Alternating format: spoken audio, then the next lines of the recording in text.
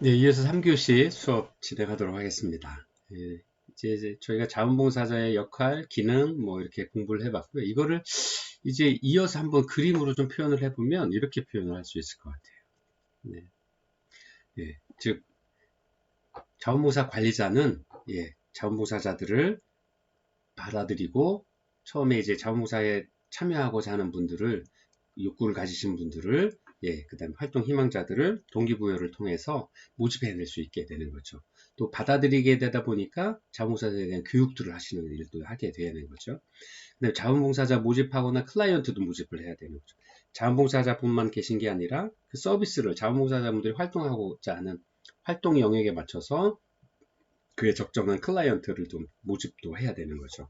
또 이러한 자원봉사자와 클라이언트 간의 연결, 조정하고 소개하는 과정들, 그런 역할들을 하셔야 되고요. 또 이러한 자원봉사자들 분들이 의욕을 고취할 수 있도록, 동기부여가 될 수 있도록 자원봉사자들은 교육, 또 배움의 장도 만들고 관리 감독도 하게 되죠.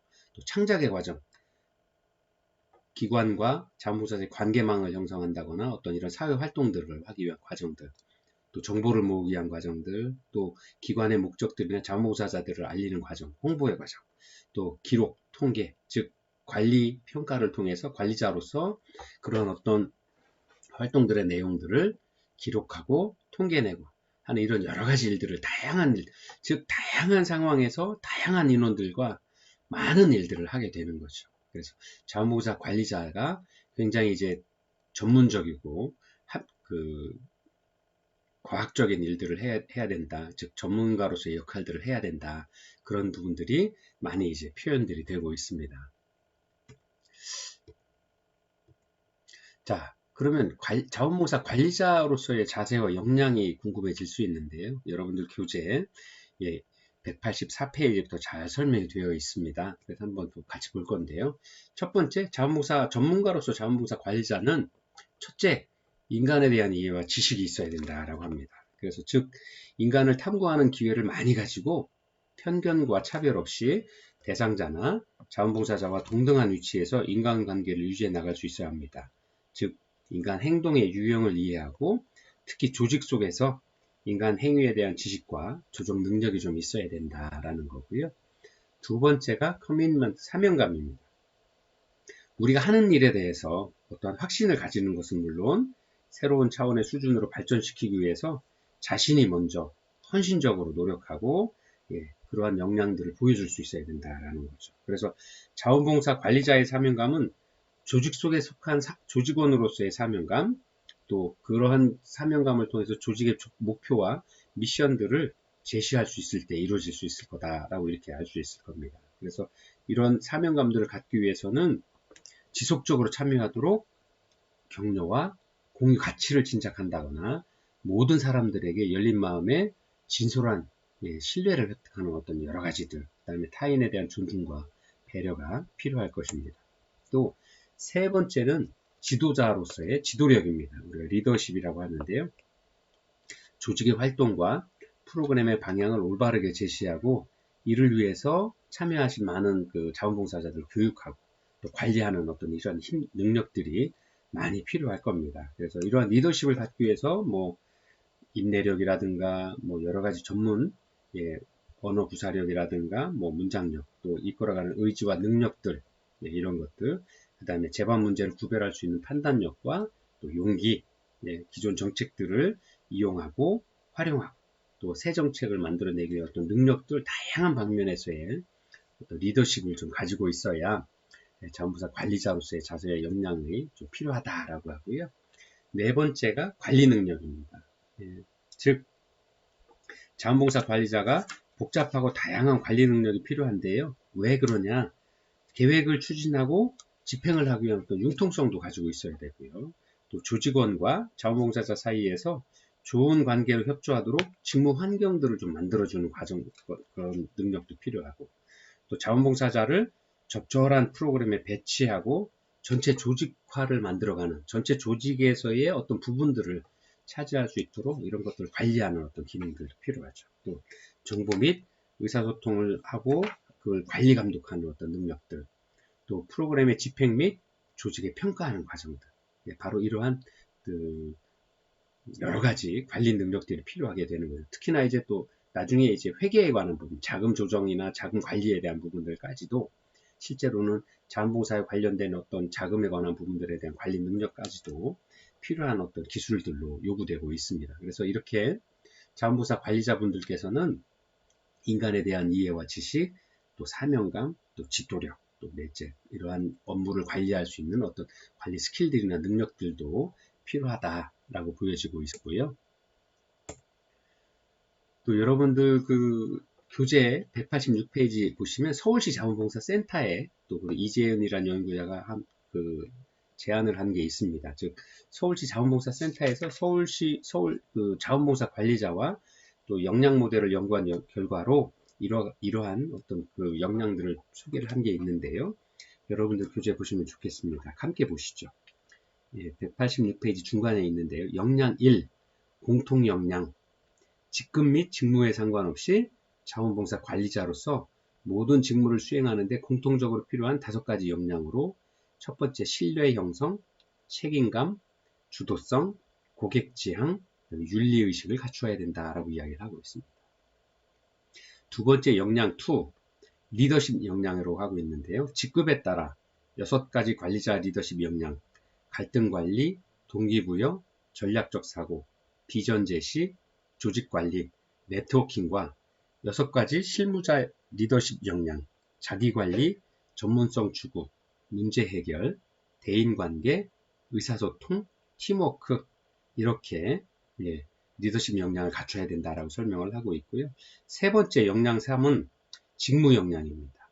즉 직무에 따라 4가지 기획 홍보 역량, 또 그다음에 그 4가지 기획 홍보 역량, 자원봉사 센터 운영 전략 수립, 자원봉사 예산 기획 관리, 수요처 개발 관리, 홍보 전략 수립 및 실행, 또 4가지 활동 지원 역량, 즉 자원봉사 사업 기획, 자원봉사자 모집, 선별, 배치, 또 자원봉사자 교육 기획 및 운영, 자원봉사 활동 모니터링 및 사후 관리, 또 2가지 자원 관리, 자원봉사 데이터베이스 및 실적 관리, 또 자원봉사 관련 민원 처리, 이렇게 3가지 업무 역량들을 좀 갖춰야 된다라고 했죠. 즉 공통 역량, 그 다음에 리더십 역량, 그 다음에 직무로서의 역량, 이렇게 전문가로서의 좀 역량을 좀 갖춰야 된다라고 구체적으로 설명을 하고 있습니다. 자, 자원봉사 관리자의 윤리, 아까 말씀드린 자원봉사 관리자도 이제 전문가로서의 이제 자리매김을 하고 있고, 우리가 흔히 전문가라고 하는, 쉽게 이해하실 수 있게 말씀드리면, 보통 저희가 의사들을 만날 때 의사들이 하는 이야기들을 다 귀담아 들으시죠. 왜? 의사들은 전문가이고 또 의사로서 교육도 오래 받았고 또 의사라는 어떤 그 전문 자격을 갖추기 위해서는 공부도 잘해야 되고 또 많은 노력들을 해야 되고 한다는 거 저희 알고 있잖아요. 그래서 의사들의 권위를 자연스럽게 인정을 해주고 가는 거죠. 그런 것처럼 자원봉사 관리자들에 대한 것도 권위를 가지게 돼야 되는데 아까 말씀드린 대로 자원봉사에 관한 법이 있고요. 또 자원봉사 관리자들에 대한 자격 기준이 있고요. 또 이러한 자원봉사자분들이 하고 그 윤리 기준을 가지고 있다라고 말씀을 드렸는데 이제 그 자원봉사 관리자들이 갖고 있는 윤리 기준에 대해서 한번 공부를 해보도록 하겠습니다. 그러면 이렇게 전문 국가에 대한 관련 법률도 있고 전문 자격을 갖추고 있고 가치나 윤리에 대한 기준을 가지고 있다라고 그러면 우리가 이야기하는 의사처럼 아니면 간호사분들처럼 아니면 뭐 변호사나 뭐 다른 여러 그런 전문 직업을 가지신 분들로 똑같은 권위를 가질 수 있다라는 거죠. 즉 많은 요보자들, 클라이언트들은 자원봉사 관리자나 아니면 사회복지사 선생님을 만났을 때 전문가다라고 인정을 하는 거죠. 그런 권위를 가지는 분들로 인정을 하게 되는 거죠. 그래서 특히나 법률이나 자격도 중요하지만 공부를 하셨다는 것도 중요하지만 우리가 현장에서 만나게 되는 가치, 윤리 기준이 제가 경험하기엔 아주 중요한 부분들이 됩니다. 왜냐하면 옳고 그름에 관한 부분들 아니면 어떤 판단을 해야 될 때 이 부분에 대한 어떤 그 현장에서의 어떤 상황에서의 올바른 선택을 할 것인가에 대한 어떤 기준들을 가지는 게 중요하죠. 그런 어떤 기준을 정할 때 선택을 한 기준을 정할 때 바로 가치 기준이나 윤리 기준이 적용될 수 있습니다. 그래서 이러한 자원봉사 관리자의 윤리를 좀 보면 미국 자원봉사관리협회에서 이렇게 8가지로 설명을 하고 있습니다. 첫 번째, 그것이 자원봉사 철학입니다. 자원봉사 관리자는 자원봉사 프로그램을 개발함에 있어서 다른 사람과 함께 일하는 것을 기반으로 자원봉사자가 자원봉사에 대한 일관된 철학을 개발하도록 윤리적인 책임을 진다라고 설명을 하고 있습니다. 즉, 자원봉사 관리자는 혼자 일하시는 게 아니라 우리 지역사회에 필요한 것들 아니면 우리 국가사회에 필요한 것들을 해결하기 위한 방편으로 자원봉사 다른 여러 가지 자원봉사자들과 함께 일하는 거죠. 그래서 그러한 함께 일하는 것들에 있어서 어떤 가치 기준들, 윤리적인 책임들을 가질 수 있도록 적정한 사회 공통의 선을 이루기 위한 어떤 프로그램들을 만들어내야 된다라는 거죠. 그래서 그런 철학들을 좀 가지고 있어야 된다라는 거고요. 두 번째가 인간의 존엄성입니다. 자원봉사 관리자는 관계된 모든 사람들의 인간의 존엄성을 증진시키는 자원봉사 프로그램 개발에 윤리적인 책임을 가진다라고 설명을 하고 있습니다. 그래서 즉 아무리 좋은 뜻을 가진 프로그램이고 활동이어도 기본적으로 인간의 존엄성을 해치는 어떤 프로그램들을 만든다거나 그런 실천을 하는 부분들은 올바르지 않다라고 이야기를 하고 있는 겁니다. 그래서 그러한 실천이 가능한 프로그램들을 만들어야 된다라는 이야기를 하고 있고요. 상호 호혜성의 원칙입니다. 자원봉사 관리자는 어떤 자원봉사 활동에서도 관련된 모든 사람들의 고유한 상호 이익에 대한 이해와 그 실현을 증진시키는 어떤 윤리적인 책임을 가진다. 누구도 손해보는 사람이 있어서는 안 된다라는 거죠. 기관도 그렇고 클라이언트도 그렇고 자원봉사자분들도 그렇고 함께 윈윈 할 수 있는 상호 승리할 수 있는 그런 어떤 프로그램들을 만들고 그런 것들을 만들기 위한 노력들을 해나가야 된다는 거죠. 그다음에 자주성인데요. 영향을 받는 당사자가 의사결정 과정에 참여를 증진시키는 윤리적인 책임을 진다. 즉 우리 사회복지 현장에서도 그렇죠. 자기결정의 권리를 주죠. 자기결정을 존중하게 돼 있죠. 클라이언트의 자기결정을 존중해야 됩니다. 즉 자주성이라고 하는 건 우리가 자원봉사 활동에 있어서도 자원봉사를 참여하시는 분들에 대한 자원봉사자에 대한 자기결정, 그 다음에 자원봉사를 만나게 되는 클라이언트에 대한 자기결정, 강제가 아니라 스스로 참여하고 스스로 결정해서 프로그램에 참여할 수 있도록, 그 다음에 스스로 그 서비스를 받을 수 있는 어떤 결정들을 할 수 있는 어떤 그런 부분들을 참여를 증진시키기 위한 방법으로 의사결정에 대한 부분들에 참여할 수 있도록, 그래서 본인의 의사에 따라서 활동을 할 수 있도록 어떤 그런 과정들을 좀 잘 윤리적인 책임을 가지고 잘 만들어야 된다라는 이야기를 하고 있습니다. 또 다섯 번째가 사적 비밀, 사생활의 존중에 대한 어떤 윤리적 책임입니다. 즉 개인의 사적 비밀, 사생활과 내밀하게 받은 정보를 존중하고 지켜보기만 할 뿐 이것을 다른 곳에 전달하거나 아니면 공개적인 자리에 공표한다거나 이런 활동들을 하면 안 된다. 즉 우리가 이야기한 사회복지사 선생님들의 사생활 보호에 대한 어떤 그 윤리적인 책임과 동일하게 자원봉사 관리자들도 이런 책임을 가진다라는 거고요. 직원과의 관계에 있어서도 모든 직업적 전문가들과 기타 유급 직원들과의 업무를 확대 강화하는 자원봉사 활동 프로그램들을 만들어야 된다라는 거죠. 즉 자원봉사자 관리자는 기관의 어떤 직원으로서 기관에서 일하시고 있는 유급 직원들, 그 다음에 자원봉사자들이 함께 어울려서 일할 수 있는 어떤 그런 프로그램들을 만드는 데에 대한 책임을 가진다라는 거고요. 사회적인 책임도 있습니다. 즉 사회의 분위기, 즉 인간의 욕구가 충족되고 인간의 가치가 증진되는 그러한 분위기 창출, 즉 그러한 사회적인 어떤 그 책임감들을 공유할 수 있도록 하는 그런 윤리적인 책임들을 가지고 있다라는 겁니다. 그다음에 전문가로서의 책임이죠.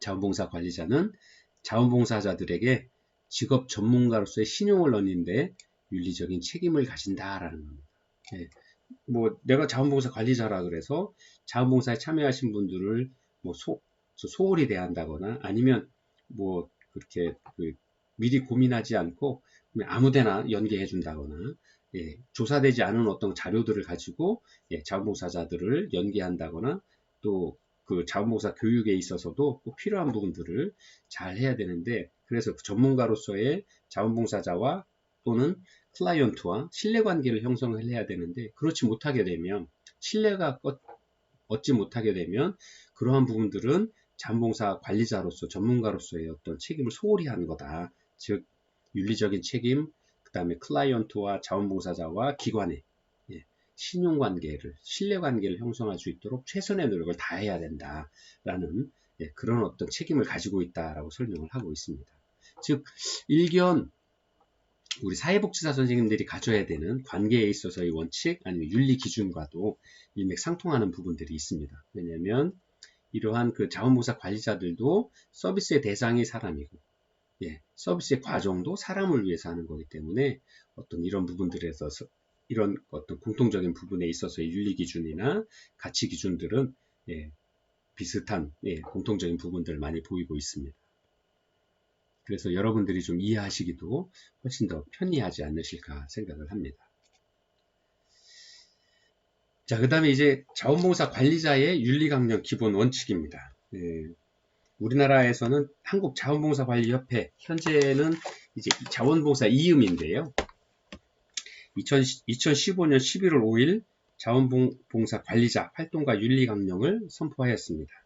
그래서 이 당시에 선포된 윤리강령은 전문가 6개의 기본 원칙, 그리고 3개의 기준, 자원봉사자에 대한 윤리기준, 조직에 대한 윤리기준, 또 사회에 대한 윤리기준, 이렇게 3개의 기준을 가지고 있었고요. 또 자원봉사 관리자의 윤리위원회 구성과 운영에 관한 내용으로 이렇게 구성이 되어서 윤리기준들, 기본 윤리강령에 대한 윤리강령을 선포를 하였습니다. 그래서 이후에 자원봉사 이음은 2018년 10월 자원봉사 관리자 윤리강령 개정 및 자원봉사 관리자 윤리 지침 제정을 위한 포럼들을 개최하고 윤리강령의 개정안을 제시를 하였습니다. 그래서 우리가 한번 그것들을 2015년에 11월 5일날 선포된 자원봉사 관리자 윤리강령 기본 원칙들을 한번 더 보도록 하겠습니다.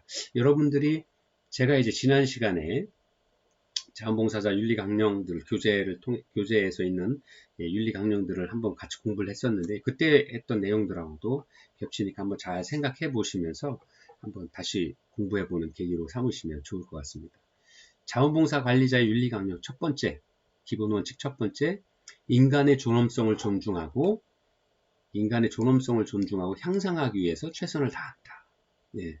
즉 우리 사회복지뿐만 아니라 사회복지의 한 축인 자원봉사의 관리자들께서도 사람의 중요함, 아까도 잠깐 공부하셨던 것처럼 인간에 대한 이해와 인간에 대한 실천 노력들이 필요하다고 이야기를 한 것처럼, 즉 그 바탕에 인간의 존엄성을 존중해야 된다는 거죠. 인권을 존중하기 위한 방법들, 또 그 인권을 향상하기 위해서 이런 자원봉사 활동들을, 프로그램들을 설계하고 개발하고, 또 신입 자원봉사자들을 모집해서 교육을 하는 과정 중에서도 반드시 인간에 대한 이해와 인간의 존엄성, 또 인간에 대한 어떤 인권을 존중하기 위한 어떤 활동들을 반드시 교육하고, 그런 것들에 대한 이념들을 좀 잘 설명해 주어서 가장 자원봉사 활동을 통해서 서로 사람과 사람 사이에서 대인 서비스이기 때문에 그런 사이에 있어서의 인간에 대한 존엄성이 가장 그 밑바탕에 깔려 있도록 최선의 노력들을 다해야 된다라는 어떤 첫 번째 기본 원칙을 가지고 있고요. 두 번째가 자원봉사 활동에 관련된 사람과 조직의 욕구를 존중한다. 또 이를 실현하고자 노력한다라는 겁니다. 즉 자원봉사 활동들을 하고 있는 자원봉사자분들, 그리고 자원봉사자를 모집하고 자원봉사를 관리하는 기관들, 또 더 큰 틀에서 보면 국가와 사회죠. 국가에서 많은 사회복지 정책들, 아니면 여러 가지 제도적으로 행정적으로 정책들을 펴고 있습니다만, 이 정책이나 행정의 사각지대에서 어려움에 처해 있는 많은 서비스 소외계층들, 아니면 이러한 사회적 약자, 또 클라이언트 계층들을 어떻게 하면 그들의 요구가 정당하게 받아들여질 수 있고, 그들의 요구를 해소하기 위한, 즉 클라이언트의 욕구를 해소하기 위한 정당한 방법이 무엇인지에 대한 이런 것들을 고민을 많이 해야 되고요.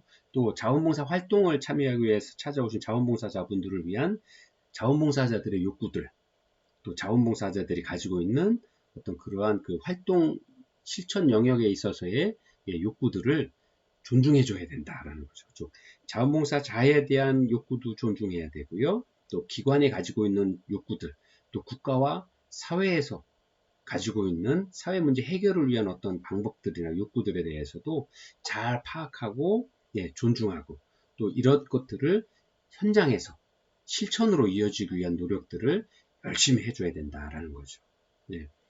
그 다음에 세 번째, 기본 원칙의 세 번째는 자원봉사 활동에 관련된 모든 사람들의 종교, 인성, 성, 연령, 국적, 결혼 상태, 성적 취향, 또 경제적인 지위, 정치적 신념, 장애 등을 이유로 차별하지 않는다라는 겁니다. 중요한 부분들이라고 생각이 듭니다. 왜냐하면 우리가 관리자의 입장에서 어떤 본인이 어떤 차별한다거나 아니면 공평하지 않으면 또다시 또 다른 어떤 역차별을 만들고 또 다른 사회 문제를 만들 수 있게 되죠. 그래서 여기 설명되어 있는 것처럼 자원봉사 관리자는 자원봉사 활동에 관련된 모든 클라이언트와 모든 자원봉사자분들 아니면 기관에 있는 직원들까지 동료들과 관계에 있어서도 종교의 문제, 인종에 관한 문제, 성에 관한 문제, 연령이나 국적, 결혼 상태, 성적 취향, 경제적 지위, 정치적 신념이나 장애 등을 이유로 차별하지 않는다. 즉 균등하게 편향된 시각이 아니라 사람 대 사람으로서 상대방의 인격을 존중하고 그 인격을 존중하기 위한 방법으로 실천들을 해나가야 된다는 거죠. 차별하지 않는 거 굉장히 중요하죠. 그래서 예를 들어서 공평해야 된다는 부분들도 또 우리 시대의 지금 이 시대의 화두가 공평인데요. 차별하지 않고 공평하게 돼야 된다. 기회도 공평하게 주어져야 되고 클라이언트 욕구를 해소하기 위한 방법들로도 공평한 차별하지 않는 어떤 대우들이 주어져야 된다는 건데 굉장히 중요한 부분이다. 그래서 이러한 부분들이 지금 윤리 강령의 기본 원칙으로 이렇게 되어 있고요. 네 번째가 전문가로서 품위와 자질을 유지하고 자신의 업무에 책임을 진다. 즉 전문가라고 이해될 수 있고 또 자원봉사에 참여한 자원봉사자나 자원봉사에 필요한 서비스를 받기 위한 클라이언트 분들에게는 자원봉사 관리자는 권위가 있는 전문가로 보여질 수 있죠. 그래서 그러한 어떤 행위에 있어서도 신중하게 품위와 질서를, 자질을 좀 유지하고 또 자신이 했던 업무에 대해서는 끝까지 최선을 다해서 나와 관계된 자원봉사와 관련된 많은 사람들이 실망하지 않도록 신뢰를 잃지 않도록 그 다음에 자원봉사자들에게는 좋은 발전의 기회를 제공하고 또 클라이언트들에게는 부족한 서비스들을 아니면 욕구로 느낀 부분들을 충족함으로써 자신의 욕구를 만족하게 함으로써 보다 나은 행복한 생활을 영위해 나갈 수 있도록 하는 어떤 프로그램들로 책임감을 가지고 지속적으로 연계해 나갈 수 있어야 된다. 또 업무를 지속적으로 수행해 나갈 수 있어야 한다라는 이야기입니다. 그 다음에 다섯 번째가 전문적인 지식과 지위를 이용하여 어떠한 사적인 이익도 취하지 않는다. 관리자로서 개인의 이익을 위해서 본인의 직위를 이용한다거나 아니면 자기의 전문가로서의 어떤 지식이나 어떤 알게 되었던 많은 사적 이득을 취하기 위한 어떤 편법들을 하지 않는다라는 거죠. 요즘에 이제 가장 큰 사회 문제로 되고 있는 게 LH 공사에서 어떤 토지 개발이나 신도시 개발을 할 때 그러한 부분들 사전 정보를 미리 알고 일반인들보다 더 빠르게 공직에 있는 사람들이 그분들도 다 전문가죠. 근데 그러한 전문가들이 미리 땅을 산다고 땅 투기 될 지역에 미리 헐값에 사서 가지고 있다가 개발이 되면서 땅값이 오르면 막대한 이익을 창조한다라든가. 그래서 지금 그런 것들이 전문가로서 부적절한 행위죠. 그러다 보니까 이제 계속 누적돼 왔던 문제들이 사회 여론에 의해서 아니면 새로운 어떤 문제의식의 발로로 인해서 지금 매스컴에서도 그렇고 여러 가지 사회 문제로 경찰의 조사를 받거나 하는 것들을 하죠.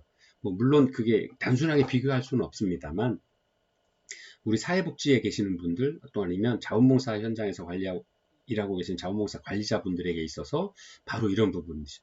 전문적인 지식과 지위를 이용하여 어떠한 사적인 이익도 이게 잘못 표기됐네. 어떠한 사적인 이익도 취하지 않는다라는 어떤 이런 윤리 강령들이 있는데, 이런 윤리 강령들을 위반한 행위들에 대해서 지금 책임을 묻는, 어떤 사회적인 책임을 묻고 있는 그런 일들이 우리 실제 현장에서 이루어지고 있다라고 보여질 수 있는 거죠.